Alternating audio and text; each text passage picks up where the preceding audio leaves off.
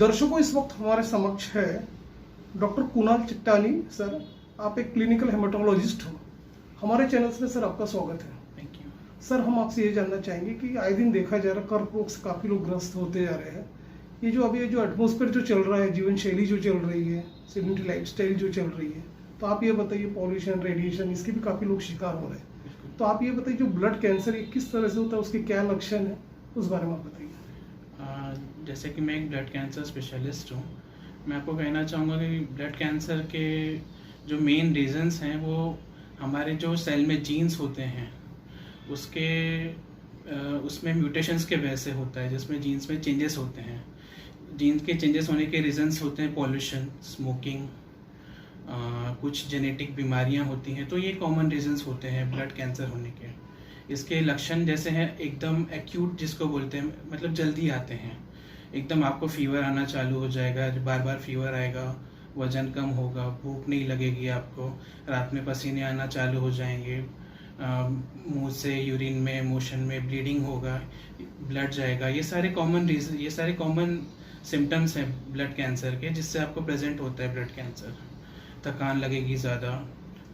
तो ये सब शॉर्ट ड्यूरेशन में होता है, जिसको हम एक्यूट कहते हैं।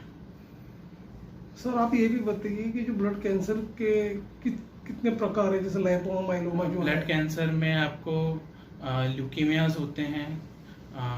4 टाइप के ल्यूकीमियाज होते हैं: acute myeloid leukaemia, acute lymphoid leukaemia, chronic myeloid leukaemia, chronic lymphocytic leukaemia. Lymphomas होते हैं, लिम्फोमास के टाइप्स हैं, लिम्फोमास के अराउंड 20 टाइप्स हैं। माइलोमास होते हैं। तो ये लिम्फोमा, ल्यूकीमिया, माइलोमा, बेसिकली ये 3 ब्लड कैंसर के कैटेगरीज हैं। सर, ये भी देखा कि जिन्हें पर्टिकुलर शुरुआत में जो अर्ली स्टेज में डायग्नोसिस होता है कि उसे कैंसर है, लेकिन एक्चुअली उसका डायग्नोसिस किस प्रकार से होता है, किस तरह से उसको बायोप्सी किया जाता है, किस तरह से वो डायग्नोसिस किया जाता है, उस बारे में बताइए। बाकी कैंसर्स का कैसे स्टेजिंग होता है, मतलब कितना फैला हुआ है।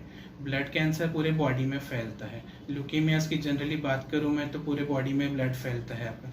तो उसका रिस्क होता है, मतलब उसके जीन्स कितने खराब हैं, कितने खराब जेनेटिक चेंजेस आए हैं उसमें।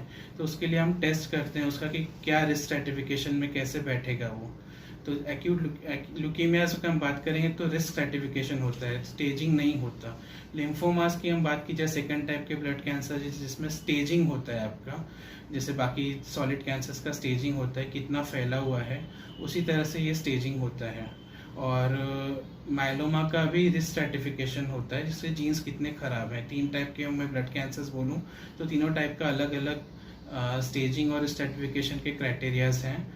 और डायग्नोसिस जो है, डायग्नोसिस के लिए आपको स्पेसिफिक टेस्ट होते हैं, जैसे फ्लो साइटोमेट्री और इम्यूनोहिस्टोकेमिस्ट्री नाम से टेस्ट होते हैं, जिसमें आपको कंफर्म पता चलता है कि ये किस टाइप का कैंसर है। सर, ये भी देखा कि जब ब्लड कैंसर बोले तो एक पेशेंट में एक फियर पैनिक होता है कि ब्लड कैंसर हो गया। तो ये जो शुरुआत में जो उनका जो डर रहता है, तो वो डर लेके जब डॉक्टर के पास आते हैं और वो जब उसका डायग्नोसिस, एग्जामिनेशन जो प्रोसीजर चलती है, तो आप ये बताइए किस तरह से आप लोग उनमें उसका ट्रीटमेंट इजी वे में हो जाएगा। सबसे पहली बात है तो उनको ये बताना कि हम पुराने दौर में नहीं जी रहे। अभी रिसेंट सारा ट्रीटमेंट अवेलेबल है, और कुछ कैंसर्स में तो 90% तक क्योर रेट है पूरा। तो इट्स लाइक अभी घबराने की बात पहले के कंपैरिजन में बहुत कम है। अभी सारे ट्रीटमेंट्स अवेलेबल है मोस्ट ऑफ द कैंसर्स के लिए। ऐसे ट्रीटमेंट जिनके साइड इफेक्ट्स भी कम है। कुछ कैंसर्स में तो कीमोथेरेपी का रोल भी नहीं रहा अभी। So depending on the cancer हम पेशेंट को काउंसिल करते हैं कि उनका एंजाइटी बेसिकली रूल आउट करने के लिए। सर, ये भी देखा गया कि जो व्यक्ति अल्कोहलिक है, जो व्यक्ति नॉन अल्कोहलिक है, उनमें भी ये सिम्टम्स पाए। तो आप ये बताइए, मेजर जो रीजन है, जैसे रेडिएशन बोला आपने, पॉल्यूशन बोला, स्मोकिंग बोला, तो उसके अलावा और भी क्या फैक्टर्स है उसके लिए रिस्पॉन्सिबल? ब्लड कैंसर के लिए मोस्टली मीन्स 80% केसेस में अराउंड कोई रीज़न नहीं होता। 20% केसेस ही सेकेंडरी होते हैं ब्लड कैंसर। जिस तरह से लंग कैंसर हो गया, इसमें मेजर रोल स्मोकिंग का होता है। बाकी कैंसर्स हो गए जिनमें काफ़ी सारा परसेंट ज़्यादा होता है बाकी चीज़ों का। ब्लड कैंसर्स में मोस्ट ऑफ द केसेस में कोई रीज़न नहीं होता है सच। आपको वो इडियोपैथिक जो बोलते हैं, वो कोई रीज़न नहीं होता उसमें, अपने आप होता है। चलते चलते सर, हमारे पेशेंट्स को आप ये भी बताइए कि जब ब्लड कैंसर की बात करते हैं और उसके डायग्नोसिस की प्रोसीजर होती है तो उसका देखा गया कि उसका कॉस्ट फैक्टर भी एक मायने रखता है, या उसका ड्यूरेशन ट्रीटमेंट का, तो जनरली क्या होता है उस बारे में बताइए। जनरली हम बात करते हैं दो मेन कैंसर्स हैं जो एक्यूट माइलोइड ल्यूकेमिया और एक्यूट लिम्फोसिटिक ल्यूकेमिया।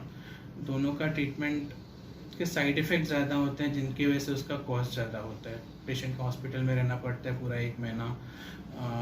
जो कीमोथेरेपी होता है वो इतना महंगा नहीं होता, बट एंटीबायोटिक्स लगना, डेली ब्लड लगना, ये सारे चीज़ों की वजह से आपका कॉस्ट थोड़ा सा आता है।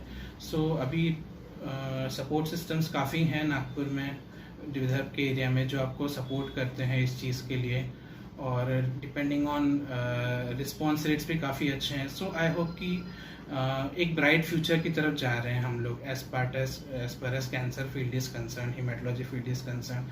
आपको सारे जल्दी डायग्नोसिस होना, जल्दी ट्रीटमेंट होना, सपोर्ट सिस्टम मिलना, सारे पॉजिटिव पॉइंट्स हैं हमारे लिए अभी। सर ये भी देखा कि आफ्टर कोविड के बाद जो स्थिति निर्माण हुई है, और जो कोमॉर्बिडिटी जो पेशेंट है, जी यदि उनको अर्ली स्टेज में कैंसर डिटेक्ट होता है जी। तो कितने चांस होते हैं कि वो रिकवर हो जाए अर्ली स्टेज में। अर्ली कोमॉर्बिडिटीज़ में हम स्लो ही चलते हैं। बेसिकली हम लो डोज कीमोथेरेपी हम ट्राई करते हैं पहले। सो कोमॉर्बिडिटीज़ में ऐसा नहीं होता कि आपको मीन्स हाई डोज कीमोथेरेपी दे दिया। जैसे कि हमको किसी पेशेंट को देखकर उनको टाइट्रेट करना पड़ता है कि इनको हाई डोज कीमोथेरेपी लगेगा कि लो डोज कीमोथेरेपी से काम चल सकता है हमारा। तो इस तरह से हम हर पेशेंट का ट्रीटमेंट एक ही नहीं होता है। हर पेशेंट को हम depending on comorbidities, risk factors, ये सब टेलर करके ही हम ट्रीटमेंट करते हैं हर पेशेंट का।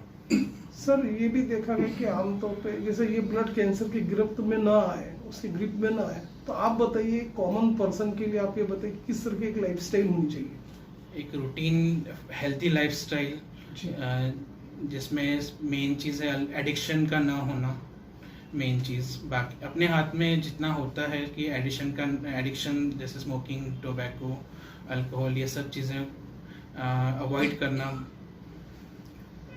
ये मेन चीज़ है इसमें। बाकी ब्लड कैंसर्स में जैसे कि मैंने बोला कि 80% केसेस में तो आपका कोई रीज़न नहीं होगा तो भी हो जाएगा, but we can detect, we can treat early. जो दूर दराज के दर्शक है लाइव देख रहे हैं, यदि वो कैंसर से ग्रस्त है, ब्लड कैंसर से, और आपसे डायरेक्ट कांटेक्ट करते हैं या आपके क्लिनिक में अप्रोच होते हैं, तो आप ये बताइए किस प्रकार का स्टेट ऑफ द आर्ट अपने यहाँ पे इक्विपमेंट है, क्या डायग्नोसिस प्रोसीजर्स है, उस बारे में थोड़ा बताइए। जैसे कोई ब्लड कैंसर सस्पेक्टेड आता है मेरे पास, हमारे कोई भी हेमेटोलॉजिस्ट के पास आता है, हम सबसे पहले देखते हैं कि वो ब्लड जो होता है बोन मैरो में बनता है, तो हम सबसे पहले बोन मैरो का टेस्ट करते हैं उनका। बोन मैरो से के टेस्ट से हमको पता चलता है कि कैंसर है कि नहीं है। सबसे पहली बात, कैंसर है तो कौन सा कैंसर है उसके लिए जैसे कि मैंने बताया फ्लो साइटोमेट्री, इम्यूनोहिस्टोकेमिस्ट्री नाम के टेस्ट होते हैं, वो हमको परफॉर्म करने होते हैं। फिर उसके बाद में उसका स्टेजिंग, रिस्क स्ट्रेटिफिकेशन करना होता है, फिर हम उसका ट्रीटमेंट प्लान करते हैं।